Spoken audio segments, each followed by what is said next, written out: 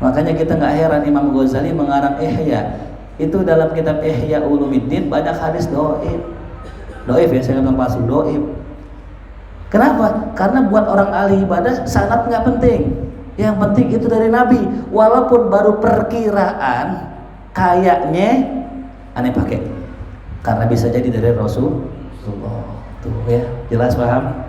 Jadi kalau orang ahli ibadah ya saya katakan, itu mereka mengerjakan apapun dari Rasulullah meskipun kalam tersebut dhaif. Karena Imam Ahmad, perkataan Rasulullah walaupun dhaif lebih afdol dari seluruh kalam manusia mana aja. Ya. Jadi kalau buat ahli ibadah ini baca kitab ini.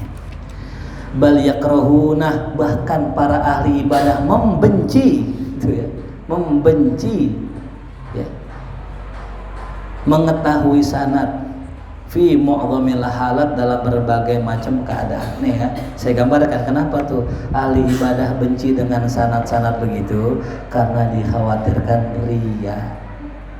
Ya. Saya punya hadis dari saya guru saya. Bisa nggak kemungkinan riya? Bisa saja.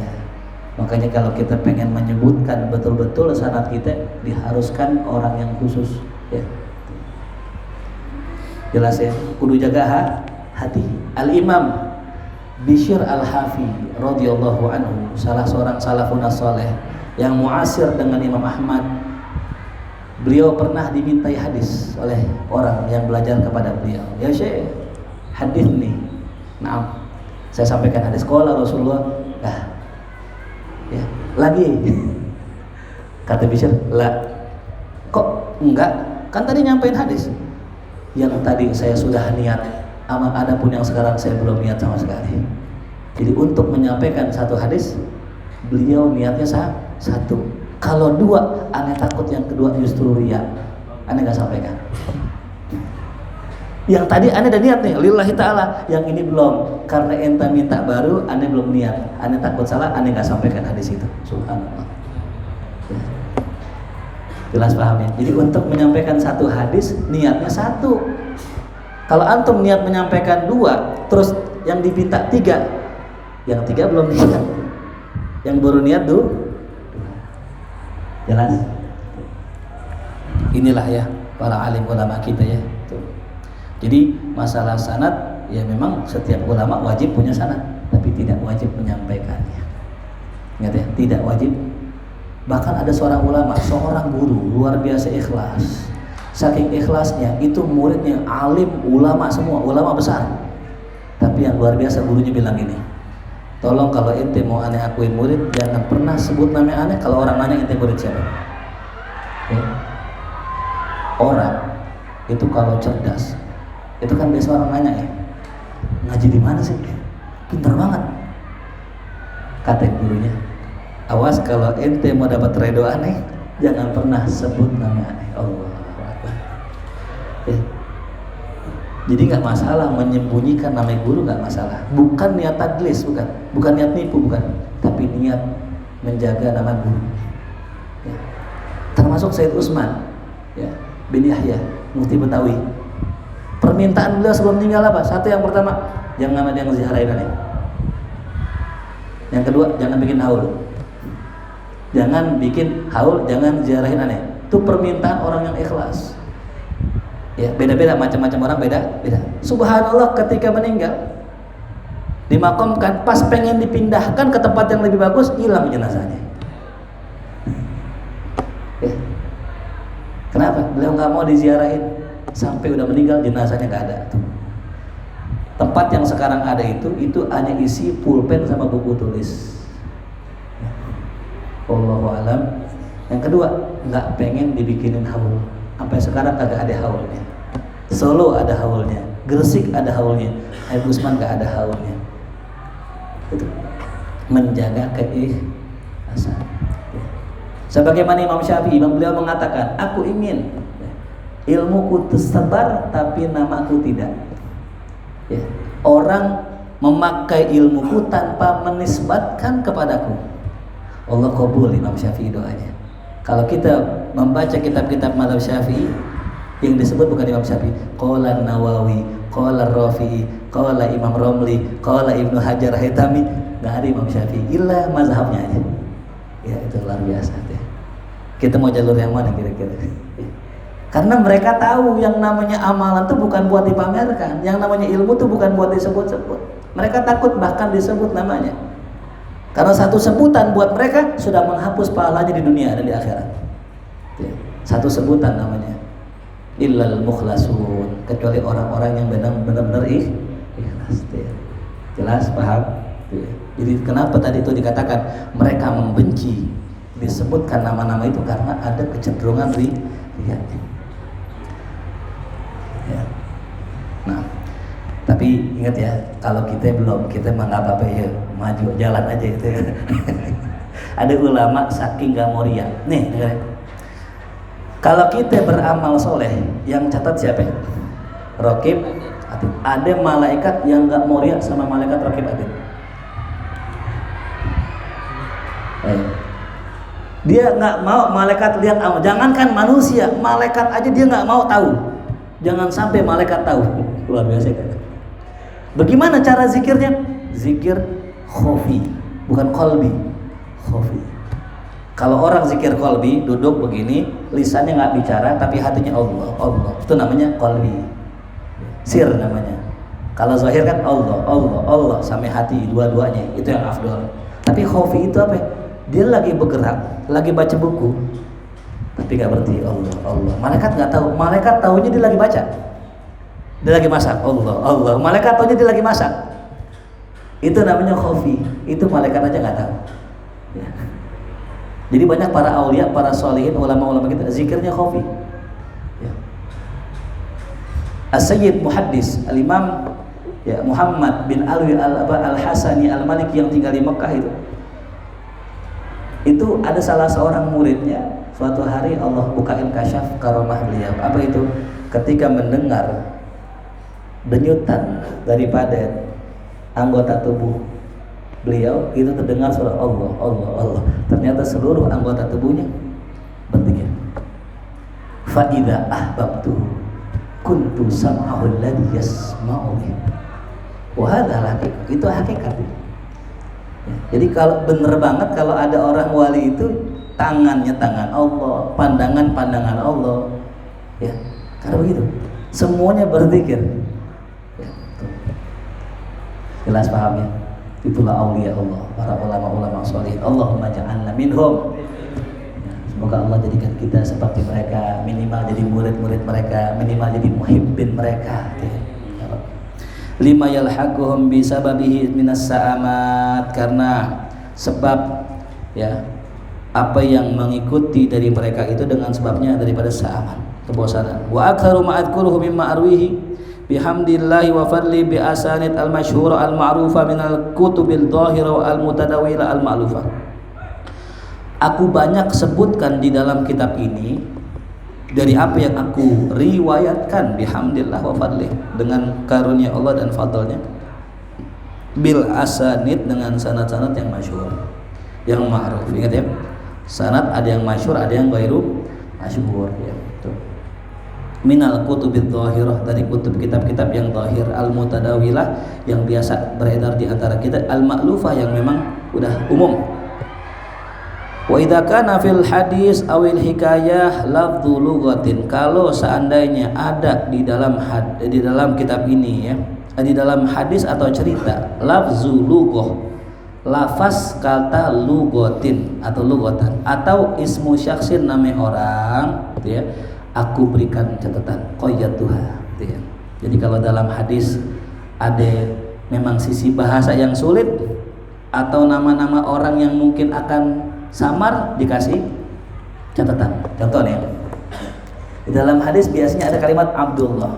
Ini kata Abdullah ini yang paling sulit. Kenapa sulit? Karena Abdullah siapa? Orang yang namanya Abdullah banyak. Maka orang yang bernama Abdullah biasa disebutkan binnya, Abdullah bin Abbas gitu. Atau tidak disebutkan Abdullahnya. Kenapa? Pokoknya kalau antum ketemu nama orang pakai ibnu saja, Ibnu Abbas, Ibnu Umar, maka biasanya namanya Abdullah gitu ya. Biasanya ya, kalau ketemu dalam hadis orang pakai bin doang ya, Ibnu Umar, Ibn Abbas, Ibn Mas'ud, biasanya namanya siapa? Abdullah. Nggak perlu nyebut Abdullahnya, kalau ada Ibn pasti Abdullah gitu ya. Tulis tuh ya. Bismillahirrahmanirrahim.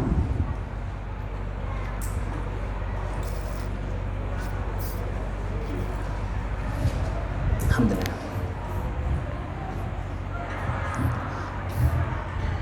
Nah, jadi kalau ada nama-nama orang, ada lugot. Kalau lugot kayak tadi ya, wadu, wudu gitu. Contoh nih. Ini bacanya apa nih? Bacanya apa? Nah, kan sarukan ya. Kalau saya baca jin. Kalau saya baca junnah maknanya benteng. Kalau saya baca jannah maknanya surga. Bingung nggak?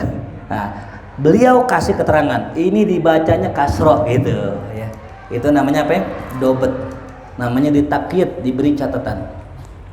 Wa awdahtuha bid-dabtil muhkam wa atqantuha. Dan aku jelaskan lafaz tersebut dengan dobet, dengan catatan yang muhkam, yang sempurna. Ya. Jadi ini luar biasa ulama kita ya, nggak sembarangan nih. Saya kasih ilmunya dah ya. Ini karena jarang-jarang ketemu. Ini dalam bahasa Arab. Penulisan kitab biasanya gini contohnya.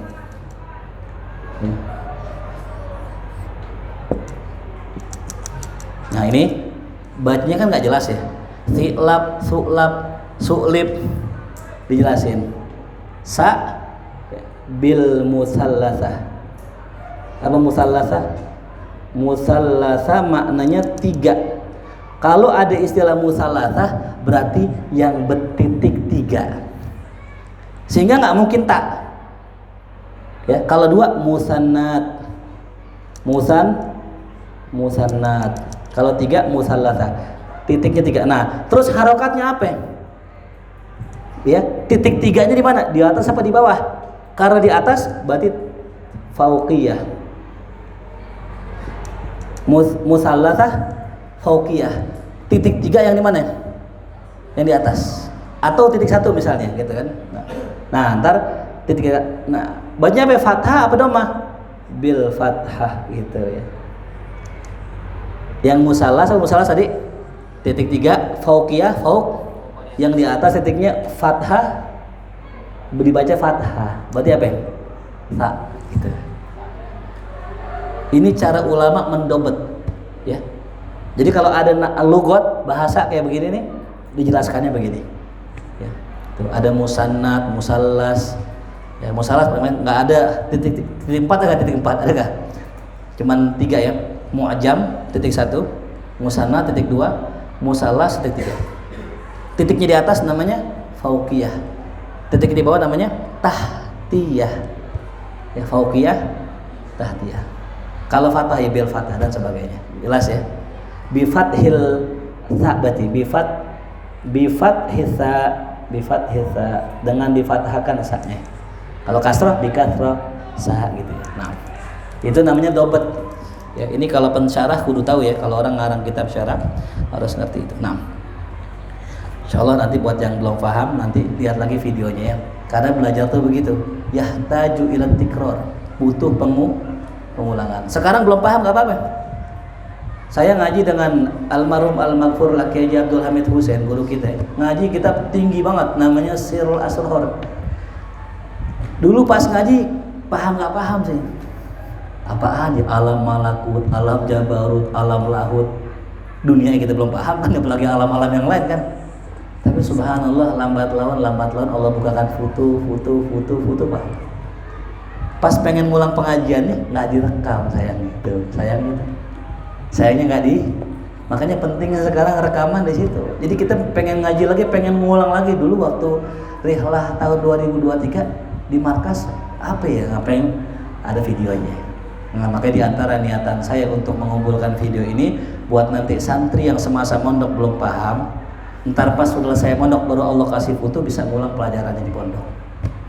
Jelas ya, itu niatan saya diantaranya begitu ya. Nah, jadi banyak yang nggak saya share di YouTube, banyak ya, masih banyak yang disimpan Pak ya. Wa mahtaja minhu ila syarhin, dan apa saja yang butuh dijelaskan, syarahtuhu, aku jelaskan. Wa makana mu'arradan, dan apa saja yang berpotensi li an yughlata fi ma'nahu, akan salah dipahami maknanya, bayantu, maka aku jelaskan. Ya. Saya tahu hadirin di sini jamaah para santri yang paham sama yang nggak paham, saya tahu. Ya. Terlihat dari mana paham nggak paham? Dari matanya. Al-ain yatakallam. Mata itu bisa apa? Ngomong. Yang mana yang ngantuk, yang mana yang enggak, saya tahu. Tapi saya berhusnuzon sama Allah. Mungkin saat ini antum belum paham, tapi ana doakan antum paham nanti insyaallah. Karena ilmu itu begitu ya. Dari sekian banyak murid-murid saya punya guru ya. Yang ngaji dulu bareng guru yang kurang lebih 10 orang. Yang paham 2. Yang sisanya apa? Nggak paham. Emang kenapa nggak paham? Emang bukan bagiannya ya. Makanya kalau kita pengen mempertahankan kualitas, pasti muridnya dikit. Nggak mungkin banyak. Karena apa? Masuk nggak seleksi, ulang. Makanya Hadratul Syekh Mbah Khalil Bangkalan, muridnya nggak lebih dari 30. Alim luar biasa, muridnya nggak lebih dari 30, tapi satu muridnya bisa bangun pondok Lirboyo. Antum tahu pondok Lirboyo muridnya berapa? Berapa muridnya? Belasan ribu. Muridnya ya bisa bangun pondok-pondok situ Bondo. Berapa muridnya? Nggak ada yang nggak jadi. Ya, 30 orang muridnya nggak ada yang nggak jadi. Bukan hanya jadi kiai, jadi wali.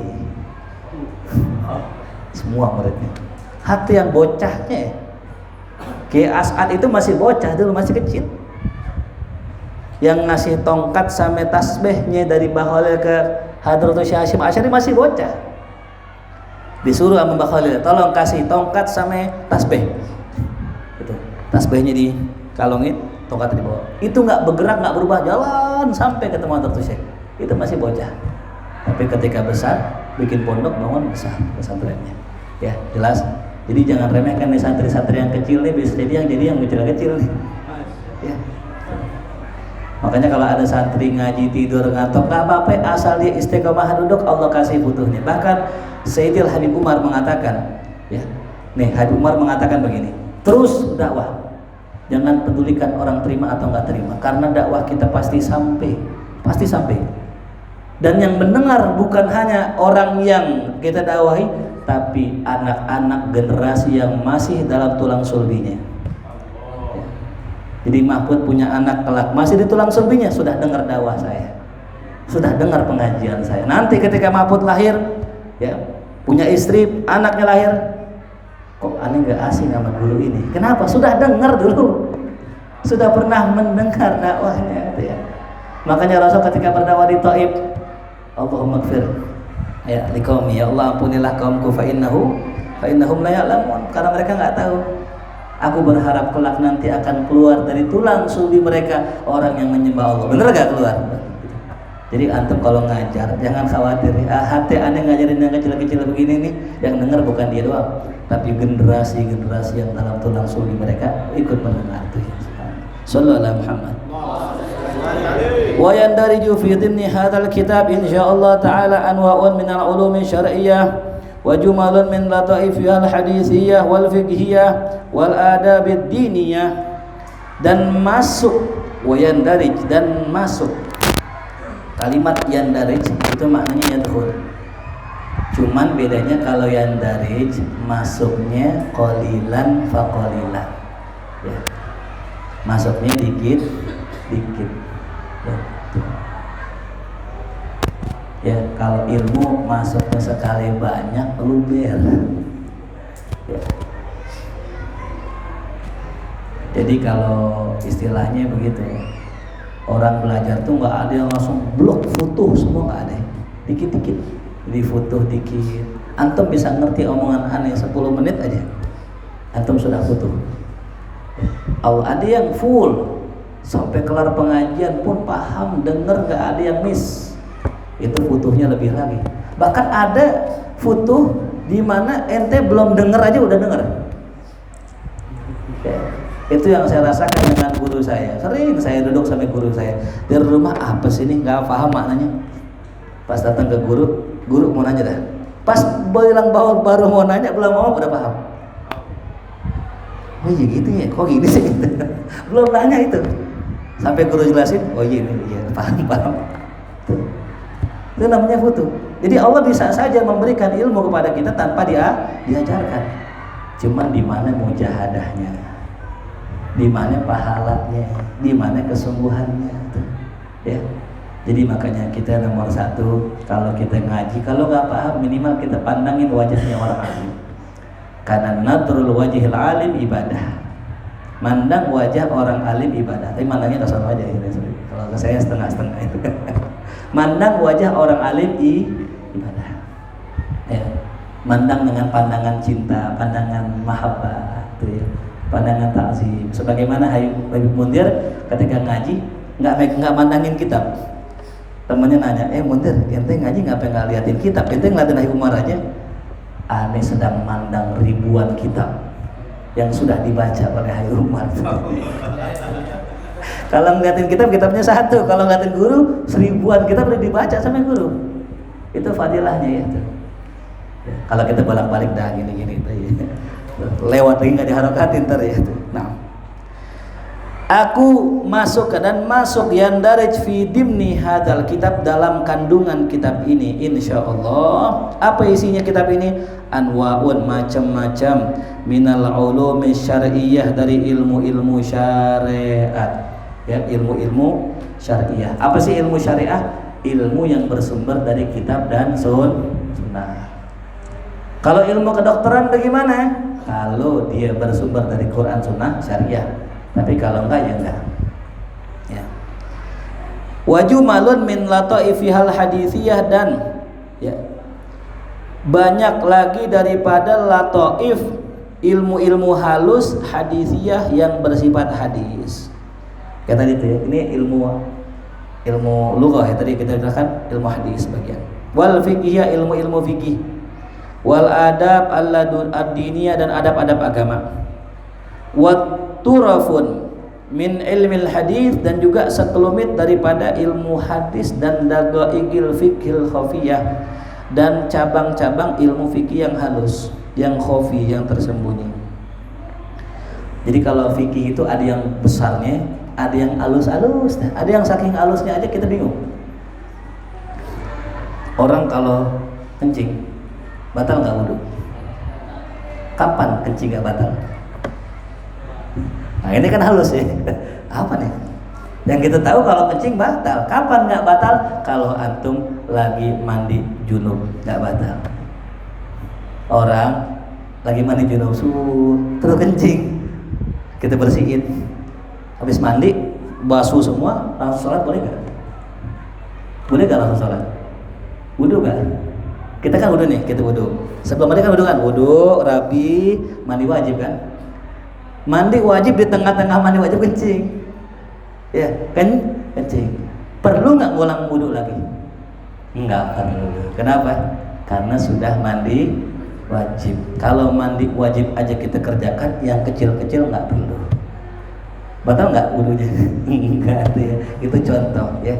Batal wudu, kencing tidak membatalkan wudu. Kalau lagi apa? Mandi wajib. Asal di tengah-tengah, jangan di ujung. Udah di ujung baru kencing, jangan deh. Tapi di tengah-tengah lagi mandi wajib. Jelas? Itu contoh namanya fikih khafiyah. Iya. Imam Suyuti mengarang kitab namanya Al-Ghaz, namanya Al-Ghaz. Apa Al-Ghaz? Teka-teki fikih. Ya, Al-Ghaz fikih ya. Jadi fikih juga ada tebak-tebakannya juga. Ya, ada, nanti kita bahas kapan-kapan ya. Ya. Ada orang sholat takbir pertama muslim, pas rakaat kedua kafir, pas rakaat ketiga muslim lagi, pas rakaat keempat kafir. Oh gitu, gimana tuh? Nah itu ada ilmunya ya. Ada namanya tebak-tebakan itu. Wa muhimmatun min usulil aqaid, dan juga ada pembahasan tentang pokok-pokok ya usul akidah ya. Wa uyunun min nafaisil qawaid, dan pembahasan tentang qawaid-qawaid, kaidah-kaidah. Wa gharaib latifah mimma yustahsan fil mudhakarat, dan juga perkara yang gharib, yang asing, yang lembut, yang baik dibahas ketika mudzakarah. Yustahabbu dzikruhu fil majalisil jamaat, yang bagus disebutkan itu gharaibnya pada majlis-majlis jamaat. Wa ma'ariful qulub, dan juga ada ilmu tentang pengetahuan masalah hati dan penyakit-penyakitnya. Wa tibbuha, dan obatnya. Wa ilajuha, dan cara penyembuhannya. Nah, jadi kitab ini isinya itu ya. Tipis nih kitab, sebenarnya tipis, lebih tipis dari ini. Ini kan karena hurufnya gede-gede aja. Saya cek di Maktabah Syamilah saya cuma 30 halaman. Berarti kalau 30 halaman berapa tuh? Kita 15 lembar. Gitu. Wa rubbama yaji'u syai'un yahtaj ila basti kalamin, dan terkadang yaji'u syai'un, datang sesuatu kata atau ilmu, yahtaju, yang butuh kepada basti kalamin, penjabaran yang luas ya. Gampangnya begini dah, yang namanya ilmu memang ya ada yang kalau kita sebutkan satu kata itu luas penjabarannya. Seperti apa ya? Ada hadis namanya ya Aba Umar ma fa'alan nurir. Iya, itu hadis pendek. Salah seorang ulama menjabarkan ada kurang lebih 100 faidah gitu ya, yang bisa diambil dari hadis tersebut gitu ya. La yahtamiluhu halu hadzal kitab, yang tidak bisa dibawa atau dihimpun ya oleh kitab ini. Artinya kitab ini nggak bisa lah menyebutkan itu ya. Fa'adkuruhu maksudahu mukhtasaran, maka aku sebutkan intinya saja dengan ringkas. Wa uhilu basata syarhihi ila kitab ba'dil ulama, dan aku arahkan untuk penjabaran syarahnya kepada kitab sebagian ulama yang memiliki basair wal albab, memiliki basirah dan kecerdasan. Itu ya. Artinya kalau ente mau baca yang masalah lebih dalam, buka kitab yang lain.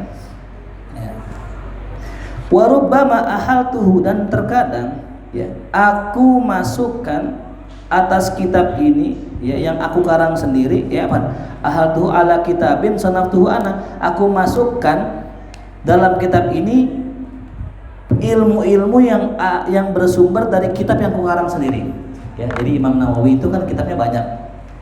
Kalau mau bahas tentang ini, cari di kitab saya namanya ini gitu ya.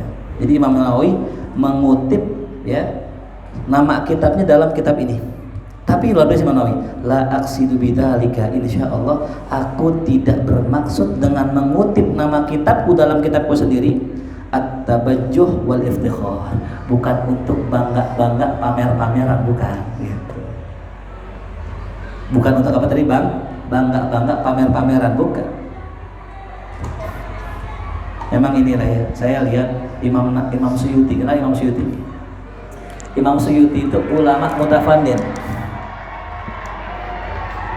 Ini ngarang kitab kurang lebih 700 kitab ya.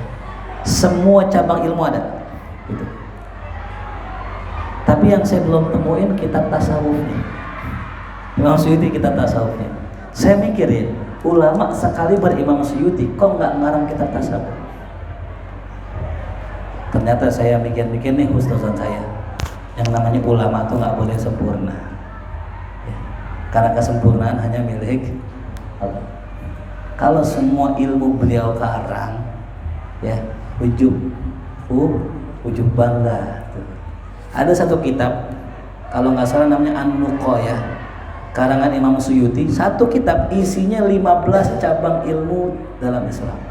Nahu, sorof, bayan, ma'ani, badi', mantiq, fikih, usul fikih, hadis, ilmu hadis, qawaid tafsir, qawaid Quran dan sebagainya. 15 cabang ilmu ada dalam kitab tersebut. Sampai ilmu kedokteran. Ya. Nah, jadi tadi Allah bikin kita itu enggak sempurna. Ya, itulah sempurnanya hamba. Jadi kesempurnaan hamba adalah ketika dia sadar dirinya tidak sempurna.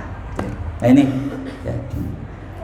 Wala izharul musannafat wal istikthar, dan juga tidak untuk menampakkan karangan-karanganku dan juga untuk istikthar ya.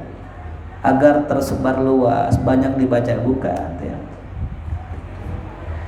Bahkan akan tetapi al-irsyad, tujuanku adalah agar irsyad ilal khair, menunjukkan orang kepada kebaikan, wal isyarah ilaihi, dan mengarahkan kepadanya, wa bayana madhinnatihi wad dalalah alaihi, dan juga menjelaskan di mana tempatnya dan dalalah alaihi, dan menunjukkannya.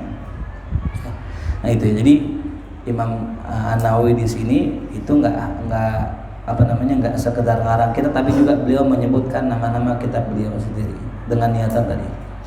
Wa inna ma nabbahtu ala hadhihi ad-daqiqah li anni ra'aitu fin nas man ya'ib salika hadhihi at-tariqah. Dan sungguh aku menyebutkan perkara yang halus ini, kayak gini nih masalah yang halus, karena aku lihat ada orang man ya'ib, orang yang mengejek, mencela orang-orang yang menempuh thariqah ini. Nah ini dia. Tadi kita bahas ya, ada thariqah, ada syariat. Kalau syariat jelas, nggak ada yang celak. Karena syariat itu umpama jalan besar, siapa aja lewat, betul?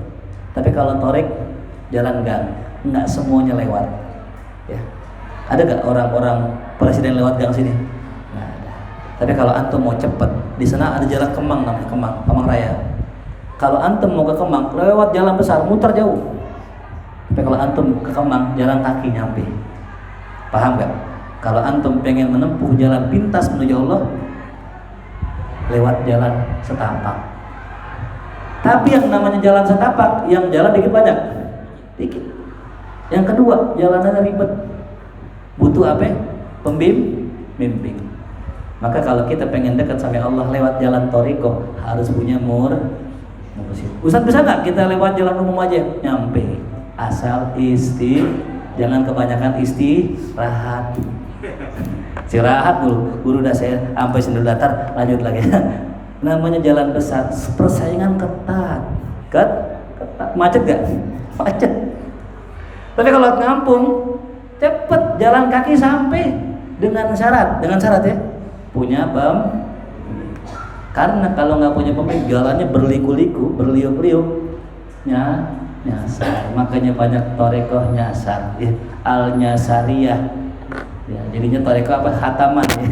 Khatam sholat, udah nggak perlu sholat lagi. Itu gara-garanya mursyidnya juga kagak ngerti jalan thariqah. Ya. Maka suatu hari guru saya bercerita gini, ada salah seorang tokoh kiai besar di daerah Jakarta dan sekitarnya, saya nggak sebutin tempat persis. Itu jamaahnya ribuan, mursyid thariqah, ya. Tapi goring, aneh. Ya. Kalau acara selesai ngaji dangdutan, ya. Dangdutan dia nyanyi, ada biduannya. Tapi jamaahnya banyak. Wah, kalau kita bilang jamaahnya luar biasa. Fanatiknya ame guru, takzimnya luar biasa. Suatu hari itu mursyid datang ke rumah guru kita, Al-Maghfurlah, Kiai Haji Abdul Hamid. Kiai Hamid nggak ngomong panjang kan? Beliau tahu bagaimana makom seseorang itu, dibilang begini sama beliau. Kepada itu Kiai, ada anak ikan bertanya kepada ikan besar.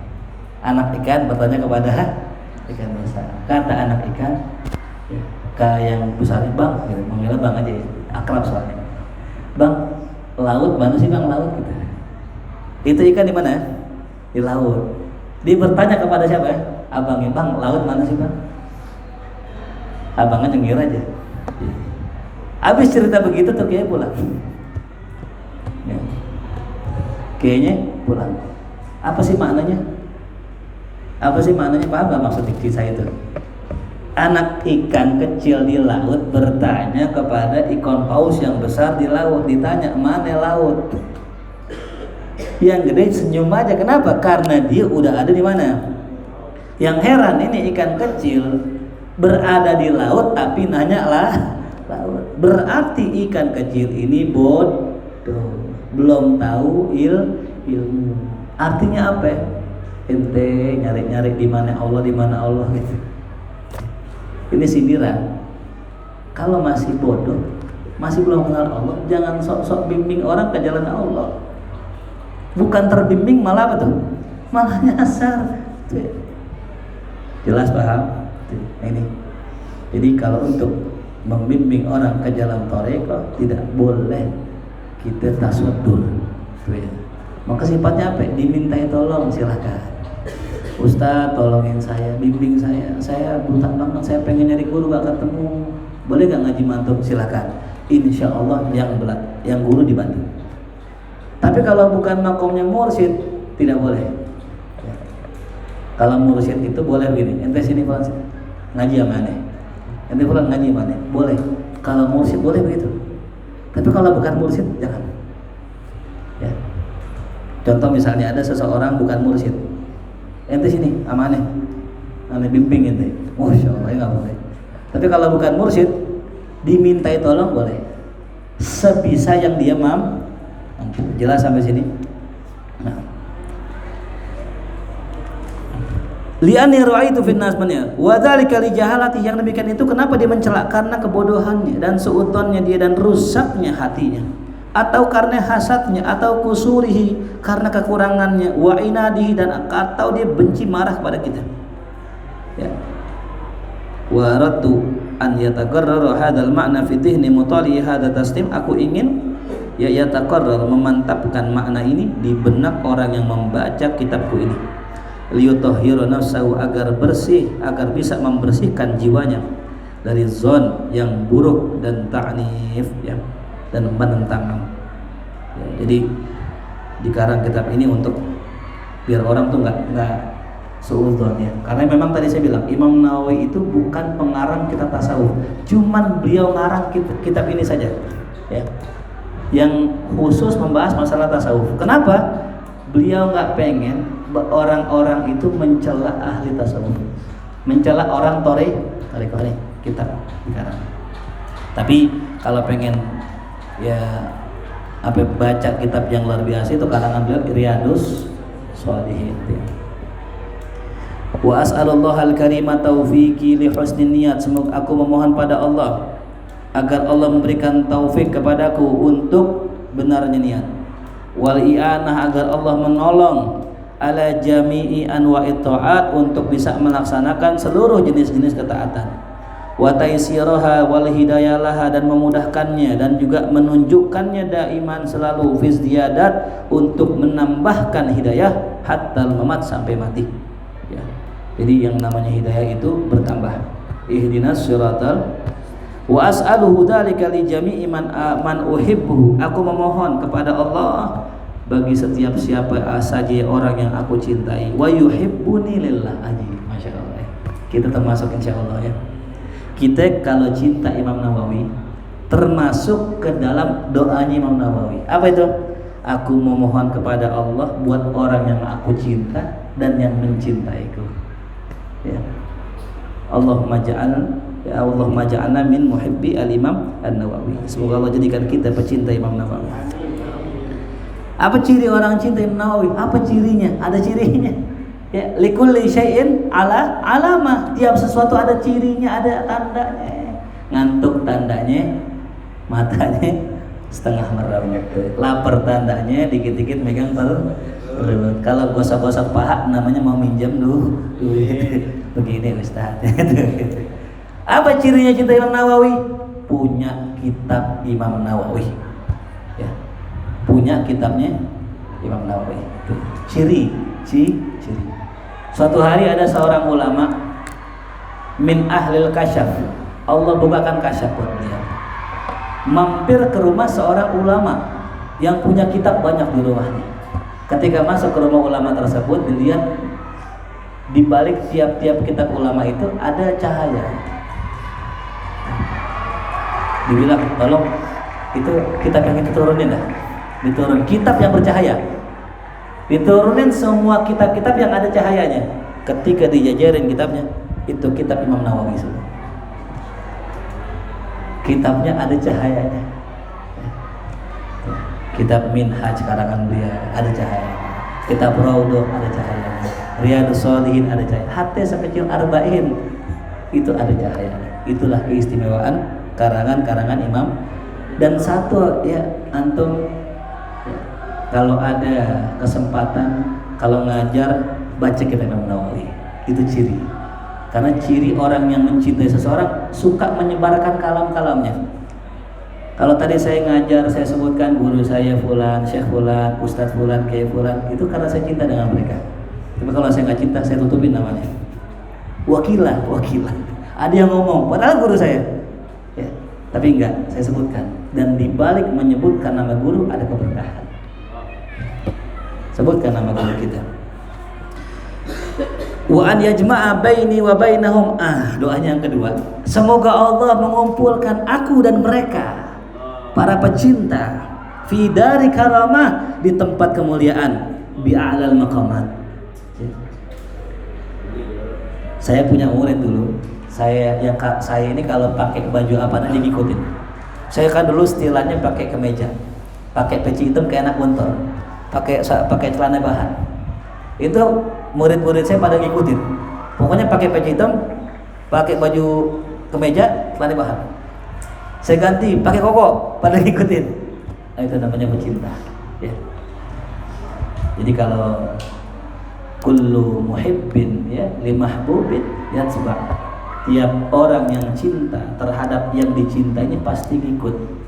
Kalau antum cinta Imam Nawawi, antum ikutin amalannya, antum ikutin kerjaannya. Gitu. Apa di antara amalan Imam Nawawi? Tidak menikah. Nah, ini repot ya. Ditanya, ya Nawawi, kenapa antum tidak menikah? Kata temannya, aku takut lantaran menikah aku tidak lagi sibuk dengan ilmu.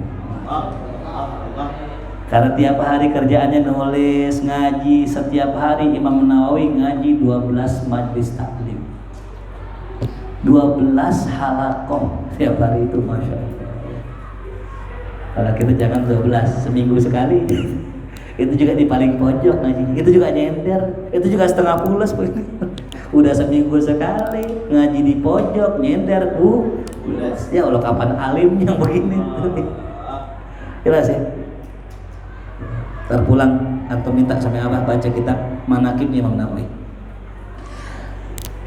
Wa an yarzuqana, semoga Allah memberikan rezeki kepada kami, waridahu, dan ridhonya, wasaira wujuhil khairat, dan seluruh sisi kebaikan. Ini dia.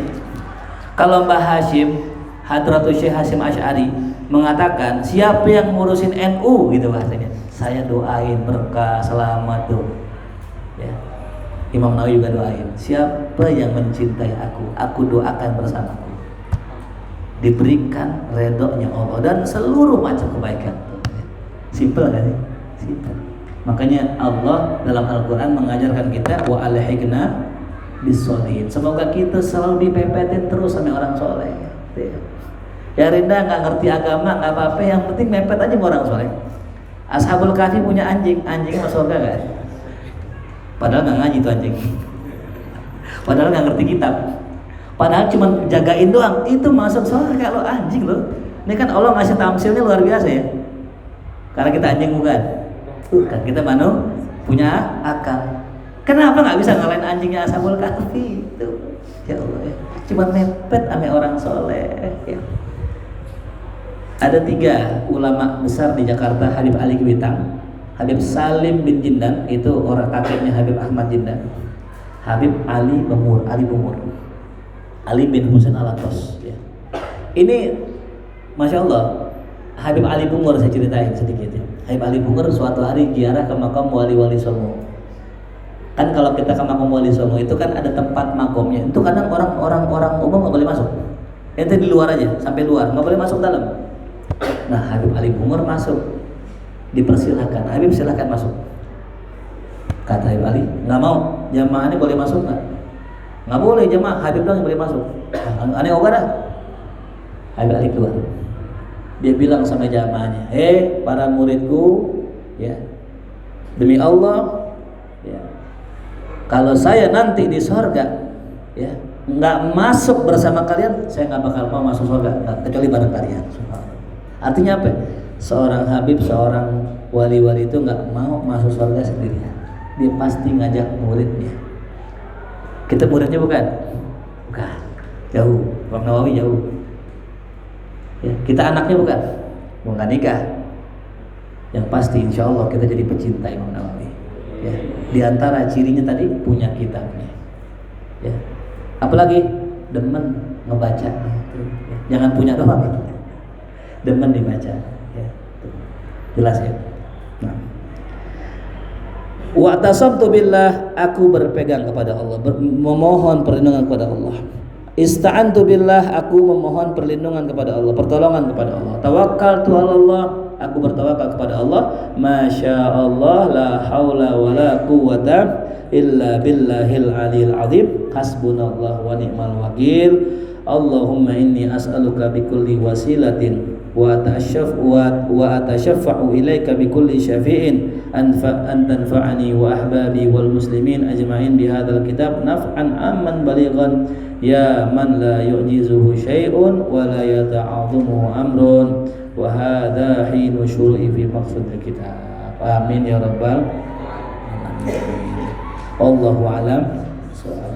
Kita jeda dengan